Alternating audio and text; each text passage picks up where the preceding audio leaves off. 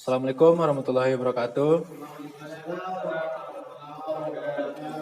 Apa kabar Anda semua?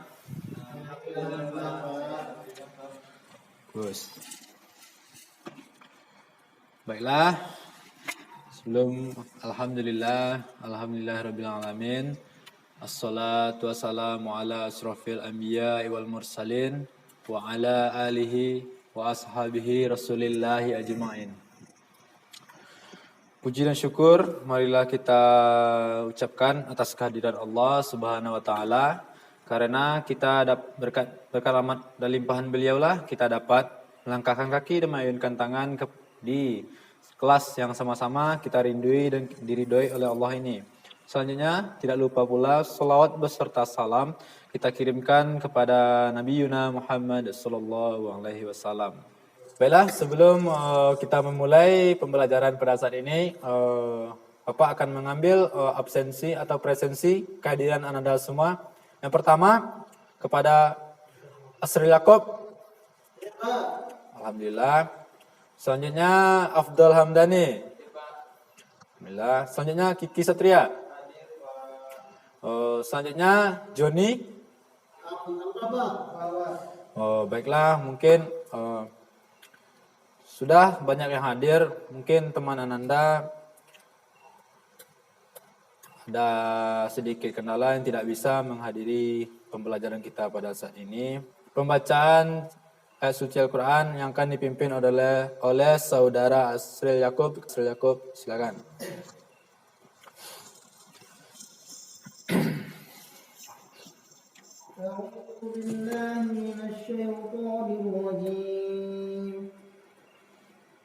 Bismillahirrahmanirrahim.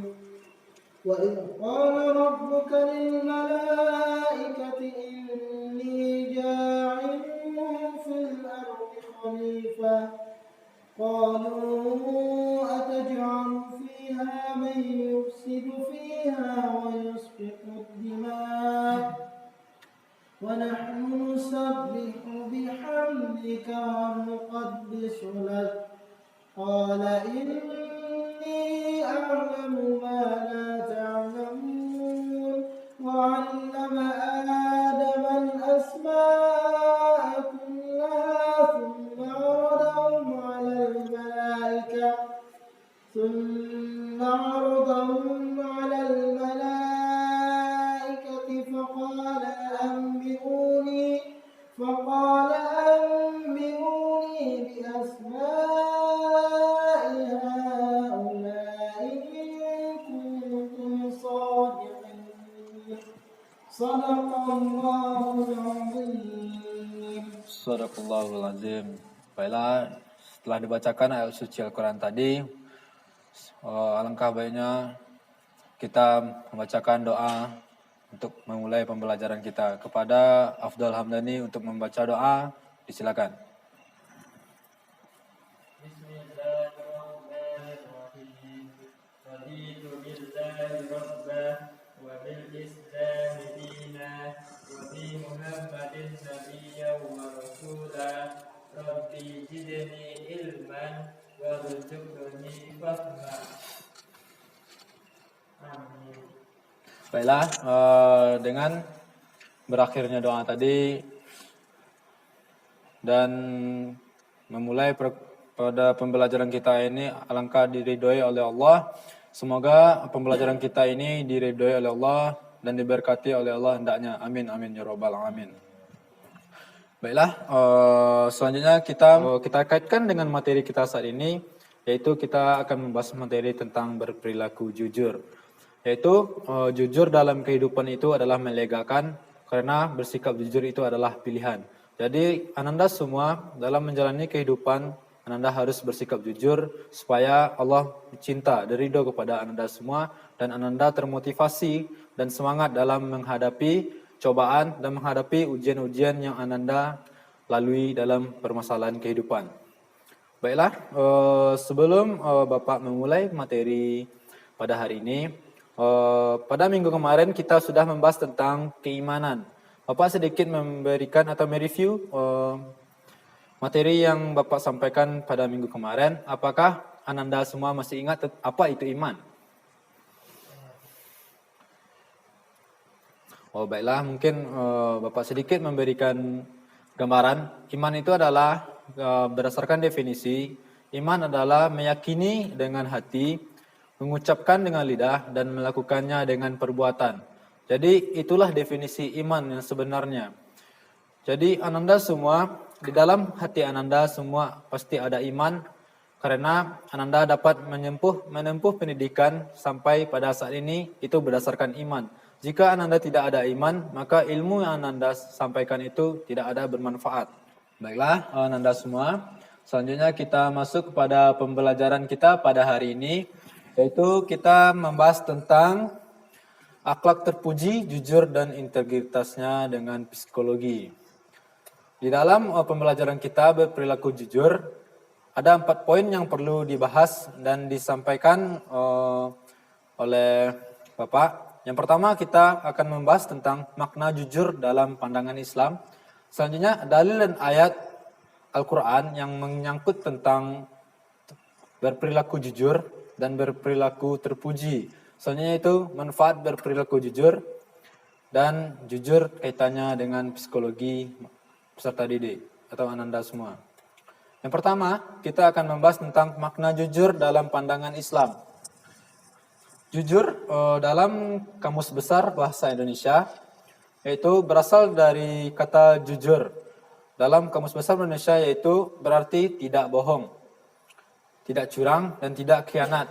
Jadi dalam Kamus Besar Bahasa Indonesia ini kita dianjurkan untuk berkata benar, tidak boleh untuk berkata khianat atau bisa disebut dengan kecurangan. Dalam perspektif Al-Quran, Islam memerintahkan kepada kaum muslimin untuk bersikap jujur, baik kepada diri sendiri maupun kepada orang lain. Perintah ini selalu diulang-ulang dalam Al-Quran dan juga hadis. Jadi Islam sangat menganjurkan kita berperilaku jujur, berperilaku baik, dan selalu berkata benar. Jadi di dalam Al-Quran dan juga terdapat di hadis, dalam Quran terdapat yaitu berbunyi, Ya ayyuhallazina amanu taqullah wa kunu ma'as sadiqin. Yang artinya, wahai orang-orang yang beriman, bertakwalah kepada Allah dan bersamalah kamu dengan orang-orang yang benar. Dalam tafsir Al-Misbah, kata al-sidiqin adalah bentuk jamak dari kata al-sadiq. Ia terambil dari kata sadaqah yang artinya benar. Jadi, berdasarkan dalil tersebut, kita dianjurkan oleh Al-Quran untuk bersifat jujur. Jadi, kita dalam sebuah pergaulan, kita harus bergaul dengan orang-orang atau lingkungan yang baik. Jangan kita bergaul dengan lingkungan yang dapat menjerumuskan kita ke dosa dan juga maksiat. Selanjutnya itu terdapat juga di dalam hadis Rasulullah SAW yang artinya dari Abu Bakar As-Siddiq, ia berkata, Rasulullah SAW bersabda, wajib atasmu berkata jujur, karena jujur itu bersama kebaikan dan keduanya di surga. Dan jauhilah darimu dari dusta, karena dusta itu bersama kedurhakaan dan keduanya adalah neraka.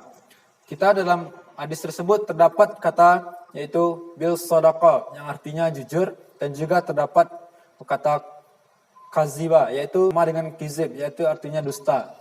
Jadi dalam hadis Rasulullah dan juga berdasarkan Al-Quran, kita dianjurkan untuk berkata jujur dan tidak boleh kizib, itu berkata dusta. Jadi kita diperintahkan oleh Allah, sesama manusia kita harus saling mengingatkan satu sama lain, saling mengingatkan apa yang ilmu yang kita dapatkan, apa yang kita peroleh ilmu, kita harus menyampaikannya kepada orang lain. Sampai di sini, apakah ada pertanyaan? Ada Bapak. Silakan. Bagaimana Pak jika tidak seperti Pak? Maka kita sebagai pendidik, atau kita sebagai calon pendidik atau Ananda semua menjadi calon pendidik, maka Ananda semua harus bisa mengatur atau membagi mana ilmu itu yang bermanfaat bagi orang lain dan mana ilmu itu yang tidak bermanfaat bagi orang lain. Jadi apabila orang menyampaikan ilmu yang tidak benar, maka kita harus bisa menegurnya dengan cara yang baik supaya ilmu itu tidak akan menjadi dusta bagi orang lain. Apakah Ananda Asril Yakub sudah paham? Baiklah, selanjutnya kita itu membahas manfaat dari perilaku jujur. Yang pertama, manfaatnya yaitu kita bisa meraih kesuksesan. Maksud bisa meraih kesuksesan ini ialah dengan perilaku jujur, kita menjalani kehidupan di dunia ini dapat dipercaya oleh orang lain dan dipercaya oleh orang banyak. Jadi apabila kita berperilaku jujur, orang lain juga segan kepada kita. Selanjutnya yaitu terhindar dari fitnah. Kenapa terhindar dari fitnah? Karena orang jujur pasti ada jalan yang terbaik untuknya menyelamatkan diri. Misalnya kita difitnah oleh orang lain, tapi kita berperilaku jujur. Jadi orang memfitnah kita itu yang tidak ada bukti. Jadi orang lain yang menganggap kita, jadi kita tuh diketahui oleh jujur oleh orang. Jadi orang lebih percaya kepada kita daripada orang yang memfitnah kita. Selanjutnya itu kita dapat mengakui kesalahan kita sendiri. Orang yang berilmu, jika dia mengalami kesalahan, dia akan diam dan introspeksi dirinya sendiri. Dan jika orang yang tidak berilmu, apabila dia mengalami kesalahan, dia akan terus berkata kasar dan terus membenarkan dirinya. Jadi apabila kita berperilaku jujur, kita dapat mengakui kesalahan kita sendiri. Selanjutnya itu kita dapat mengembalikan hak yang bukan hak kita. Jadi kita dalam berperilaku jujur, kita dapat jika kita menemukan suatu barang dengan kejujuran kita tersebut, kita dapat kita mengetahui hak kita itu atau bukan. Jadi kita dapat mengembalikan kepada orang yang mempunyainya. Selanjutnya itu kita dengan perilaku jujur kita tidak dapat mencuri milik orang lain. Jadi di dalam diri kita tertanam bahwa di dalam diri kita itu ada sifat jujur. Jadi kita mengetahui dan tidak ada niat untuk mencuri barang orang lain. Selanjutnya yaitu terdapat kaitan jujur dengan psikologi. Kenapa ada kaitan jujur dengan psikologi? Karena kaitannya adalah jujur dapat membuat mental dan hati seseorang itu menjadi tenang. Dan apabila seseorang itu jujur dan dia berdusta, apabila dia berdusta, maka di dalam hatinya ada kegelisahan dirinya sendiri dan rasa takut. Dari kegelisahan tersebutlah muncul pada diri seseorang sehingga akan mengganggu mental dan psikologi seseorang. Nah, kenapa tidak heran pada zaman sekarang banyak orang yang mengalami gangguan jiwa karena kejujuran di dalam dirinya itu sudah hilang dari perasaannya. Jadi maka kebanyakan orang yang gangguan psikologi tersebut karena ketidakjujurannya atau berpikir secara berlebihan. Sampai di sini apakah Ananda semua sudah paham? Atau apakah Ananda semua ada pertanyaan? Ada Pak. Silakan. Pak, tadi Abdul kemarin Pak, dia baru pergi main ke warung, dia bilang Pak, aku mau beli permen katanya. Tapi pas aku tanya Pak, dia bilang nggak ada aku beli permen katanya. Aku jujur lah katanya, padahal dia udah makan di belakang. Pakai jujur Pak. Baiklah, Bapak akan langsung menjawabnya. Jadi, apabila kita menemukan teman kita yang tidak jujur kepada orang lain, kita sebagai temannya atau sesama makhluk sosial, kita harus menegurnya bahwa dia itu melakukan kesalahan. Jadi, orang lain melakukan sebuah kesalahan, maka diri kita harus membenarkannya. Misalnya, tadi saudara Afdal mencuri sebuah permen dan tidak membayarnya. Jadi saudara Asril harus mengingatkannya supaya dia tidak mengulang apa yang dia lakukan lagi dan supaya dia menanamkan prinsip jujur kepada dirinya. Apakah Ananda sudah paham? Sudah Pak. Baiklah, terima kasih. Mungkin pada pertemuan kali ini materi yang kita bahas terakhir yaitu kaitan jujur dengan psikologi. Pada minggu depan kita akan membahas tentang materi beriman kepada qada dan qadar. Mohon Ananda semua mempelajari apa itu qada dan qadar. Jadi tugas pribadi Ananda yaitu membuat sebuah resume tentang apa itu qada dan qadar di dalam kehidupan kita pada saat ini dan apa kaitannya kepada kehidupan sehari-hari. Baiklah, mungkin waktu kita sudah habis. Mungkin sekian yang dapat Bapak sampaikan. Terlebih dan terkurang Bapak mohon maaf. Assalamualaikum warahmatullahi wabarakatuh. Waalaikumsalam.